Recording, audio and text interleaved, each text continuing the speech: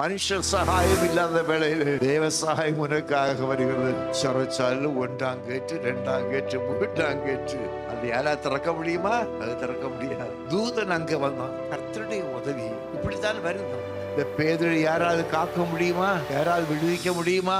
ஒரு நாள் முடியாது. மனுஷனுடைய மூலமாக இம்பாசிபிள் காரியங்களை தேவாதி தேவன் கர்த்தாதி கர்த்தர் உங்களுக்காக யெஷூரே உனக்காக அவர் செய்ய வல்லமுள்ளவராய். அவர் வல்லமையா இருக்கிறது மாத்திரமல்ல, உன்னை விடுவிக்கும்படி அவர் விரும்புகிறார். இதுவரை உன் காது எதையெல்லாம் கேட்டுச்சோ அத உன் கண்ணு பார்க்கும். ஏற்கனவே 20 வாக்குத்தத்தம் கொடுத்திருப்பார், ஒன்னும் நடந்திருக்காரு. சோகமா உட்கார்ந்துருப்போம். பாத்தீங்கன்னா வருவார் பாருங்க, பிரசன்னத்துல நிரப்புவார் பாருங்க. ஏற்கனவே கொடுத்த அந்த 20 வாக்குத்தத்தத்தையும் முழுங்குற மாதிரி 21 இன்னொன்னையும் கொடுத்துட்டு போயிருவாரு. பழசெல்லாம் மறந்துடும், இந்த துக்கமெல்லாம் போயிடும், பரவசமாயிடும், பயங்கர ஒரு என்கரேஜ்மெண்ட். ஆனா ஒண்ணு 21 நிறைவேற்றும் வாக்குத்தத்தம் பண்ணினவர் உண்மையுள்ளவராயிருக்கிறாரே. அன்பான தேவ ஜனங்களே, ஞானக்கண்மலை சபை குடும்பத்தாரே, இயேசு கிறிஸ்துவின் நாமத்தில் உங்களுக்கு வாழ்த்துக்கள்.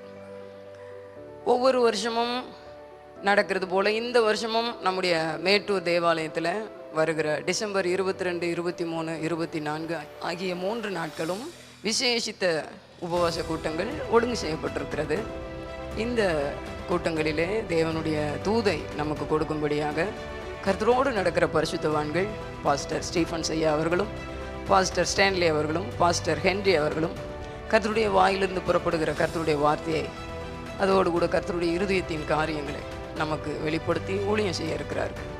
ஆகவே எல்லா தேவஜனங்களும் குடும்பமாக வந்து இந்த கூடுகையில் பங்கெடுத்து கர்த்தருடைய சித்தத்தின்படியான மேன்மையான தேவ ஆசீர்வாதங்களையும் தேவ பலனையும் பெற்றுக்கொள்ளும்படி உங்களுக்கு நாங்கள் அழைப்பு கொடுக்குறோம்.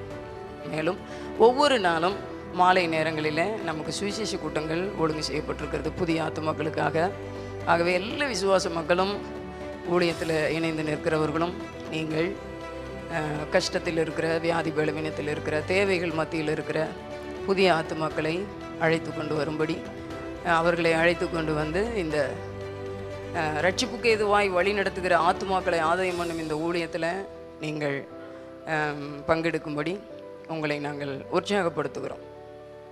கர்த்தருடைய நாமம் மகிமைப்படுவதாக. இந்த அற்புதமான தருணத்தை எல்லாரும் பயன்படுத்தி கொள்ளும்படி உங்களுக்கு நாங்கள் அழைப்பு கொடுத்து அன்போடு வரவேற்கிறோம். God bless you.